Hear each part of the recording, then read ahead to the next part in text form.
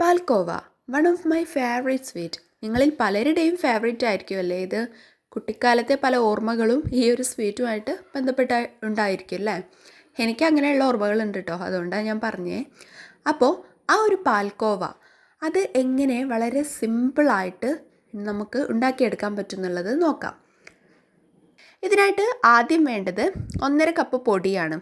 ഞാൻ എടുത്തിട്ടുള്ളത് അമൃതം പൊടിയാണ്. ഇതില്ലാത്തവർക്ക് ഗോതമ്പ് പൊടിയെ എടുക്കാം.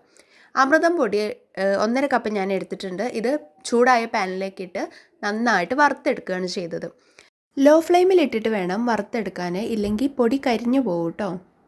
ഇത് നന്നായി വറുന്നതിന് ശേഷം ഇതിലേക്ക് 4 ടീസ്പൂൺ നെയ്യ് ഒഴിച്ചിട്ടുണ്ട്. ഞാൻ 4 ടീസ്പൂണാണ് ഒഴിച്ചത്. പക്ഷേ എനിക്ക് തോന്നുന്നു അതിൽ കൂടുതലായിട്ട് ഒരു മിനിമം ഒരു 6 ടീസ്പൂണെങ്കിലും നെയ്യ് ഒഴിക്കേണ്ടതായിട്ടുണ്ട്. മിനിമം ആണ് പറഞ്ഞത് കേട്ടോ.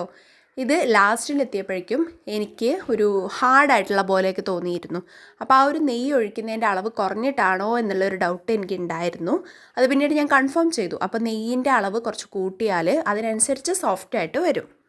അപ്പം ഞാൻ പറഞ്ഞല്ലോ, നെയ്യിൻ്റെ അളവ് അത് കുറയ്ക്കാൻ പാടില്ല. കുറച്ചാലാണ് ഈ ഒരു പ്രശ്നം പറ്റുന്നത്. കഴിക്കാൻ പ്രശ്നമൊന്നുമില്ല കേട്ടോ, ടേസ്റ്റൊക്കെ അതേപോലെ തന്നെയാണ്. പക്ഷേ കുറച്ചുകൂടെ നെയ്യ് കൂടുതലുണ്ടെന്നുണ്ടെങ്കിൽ അതിൻ്റെ ടേസ്റ്റ് ചെറുതായിട്ടൊന്ന് മാറുകയും ചെയ്യും. അതുപോലെ അതിൻ്റെ സോഫ്റ്റ്നെസ് നല്ല സോഫ്റ്റായിട്ട് തന്നെ കിട്ടുകയും ചെയ്യും. പിന്നെ നമുക്ക് മിക്സ് ചെയ്യാനൊക്കെ നല്ല എളുപ്പത്തിൽ തന്നെ പറ്റുകയും ചെയ്യും. ശേഷം ഇത് അടുപ്പത്തു നിന്ന് എടുത്തതിന് ശേഷം നമ്മളൊരു പാത്രത്തിലേക്ക് ഇട്ടിട്ട് അതിലേക്ക് 2 സ്പൂൺ പഞ്ചസാര, അത് പൊടിച്ച പഞ്ചസാര, അതുപോലെ 2 ടീസ്പൂൺ പാൽപ്പൊടി, ഇതൊക്കെ ചേർത്തിട്ട് നന്നായിട്ട് മിക്സ് ചെയ്യുക.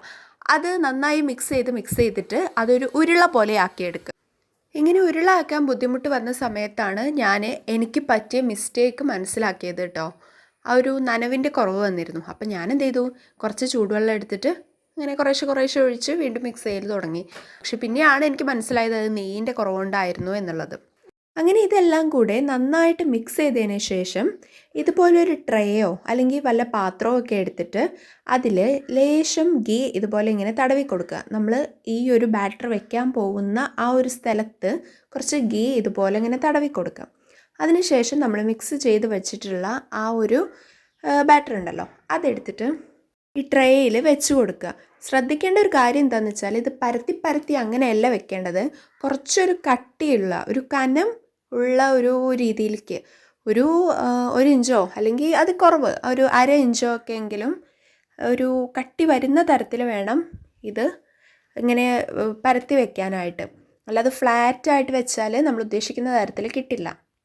ഇതിപ്പോൾ കാണുമ്പോൾ നിങ്ങൾക്ക് മനസ്സിലാവുന്നുണ്ടാവും, ഞാൻ കുറച്ചൊരു കട്ടി വെച്ചിട്ടാണ് ഇത് വെച്ച് കൊടുത്തിട്ടുള്ളത്. അല്ല പരത്തിയാണെന്നുണ്ടെങ്കിൽ ആ ട്രേയിൽ മൊത്തത്തിലായിരിക്കുമല്ലോ നമുക്ക് വരിക. അപ്പോൾ ആ ഒരു ചെറിയ പോർഷൻ ആണെന്നുണ്ടെങ്കിലും ആ ഒരു ഭാഗത്തേക്ക് അങ്ങനെ വെച്ച് കൊടുക്കുക. ശേഷം നമ്മൾ ഇത് കട്ട് ചെയ്യാൻ വേണ്ടിയിട്ട് നമ്മൾ എളുപ്പത്തിനാക്കാൻ വേണ്ടിയിട്ടാണ് ഇങ്ങനെ ചെയ്യുന്നത്. നമ്മൾ വെക്കുന്നതിന് മുന്നേ തന്നെ ഈ ഒരു സമയത്ത് നമ്മളിങ്ങനെ കട്ട് ചെയ്ത് കൊടുക്കുക. അതിനുശേഷം നമ്മൾ ഇത് ഫ്രിഡ്ജിൽ വെക്കുകയാണ് ചെയ്യേണ്ടത്. ഒരു 2-3 മണിക്കൂറിന് ശേഷം നമുക്കത് എടുത്തിട്ട് ഉപയോഗിക്കാം. അതും ഫ്രിഡ്ജിൽ വെക്കുക എന്ന് പറയുമ്പോൾ ഫ്രീസറിനകത്ത് കൊണ്ടുപോയി വെക്കരുത് കേട്ടോ, താഴെ വെച്ചാൽ മതി. അപ്പോൾ ഈ കാണുന്നത് ഫ്രിഡ്ജിൽ നിന്ന് എടുത്തതിന് ശേഷമുള്ളതാണ്. അതിനുശേഷം നമ്മൾ ആ ഒരു നേരത്തെ കട്ട് ചെയ്ത് വെച്ചതാണല്ലോ, അപ്പോൾ അതിലേക്ക് ജസ്റ്റ് ഒന്ന് അതുപോലെ ഇങ്ങനെ കട്ട് ചെയ്തൊന്ന് കൊണ്ടുപോയാൽ തന്നെ അത് പെട്ടെന്ന് പോരും. അതിന് വേണ്ടിയിട്ടാണ് നമ്മൾ നേരത്തെ തന്നെ കട്ട് ചെയ്ത് വെച്ചത്. ഇത് ചെറുതായിട്ട് പൊടിഞ്ഞ് നിൽക്കുന്ന പോലെയൊക്കെ തോന്നുന്നില്ലേ? തോന്നുന്നില്ല, അത് ശരിക്കും അങ്ങനെ തന്നെയാണ്. അതിൻ്റെ കാരണമാണ് ഞാൻ നേരത്തെ പറഞ്ഞിരുന്നത്, നെയ്യിൻ്റെ അളവ് കുറച്ച് കുറഞ്ഞതുകൊണ്ടാണ്. അപ്പോൾ നിങ്ങൾ ഉണ്ടാക്കുമ്പോൾ നെയ്യ് കുറച്ച് കൂട്ടി ഉണ്ടാക്കുക. അപ്പോൾ സിമ്പിളായിട്ട് എങ്ങനെ നമ്മുടെ ഫേവറേറ്റ് പാൽക്കോവ ഉണ്ടാക്കുക എന്നുള്ളത് മനസ്സിലായല്ലോ. അപ്പോൾ നിങ്ങളൊന്ന് ട്രൈ ചെയ്ത് നോക്കൂ, ഫീഡ്ബാക്ക് അറിയിക്കണേ. അപ്പോൾ താങ്ക്സ് ഫോർ വാച്ചിങ്.